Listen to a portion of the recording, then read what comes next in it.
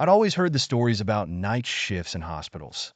They call it the witching hour for a reason, when the hum of machines, the occasional beep from monitors, and the distant footsteps of nurses are the only sounds you hear. I was no stranger to the eerie stillness of the midnight ward, but that one night, I experienced something far worse than eerie.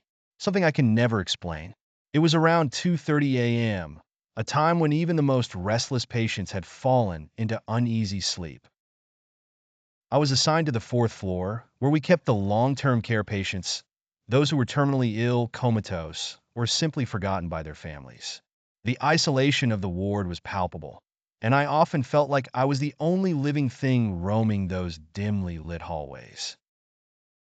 I just finished checking on Mr. Henderson, a man who had been in a coma for over 5 years, and was making my way toward the nurse's station. That's when I first noticed it, the shadow.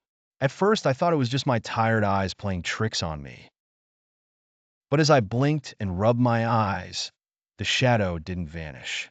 It was tall and distorted, stretching unnaturally along the wall, even though there was no one in the hallway.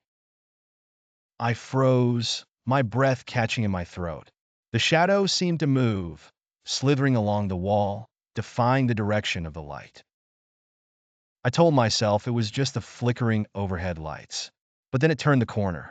I stood there, unable to move, as the shadow seemed to beckon me. I shook myself out of it, telling myself I was imagining things. I returned to the nurse's station, but I couldn't shake the feeling that something was watching me. Hours passed, and everything seemed normal, until I went back to check on Mr. Henderson. His room was at the far end of the hall, in a corner where the lights had always been dimmer than the rest of the ward.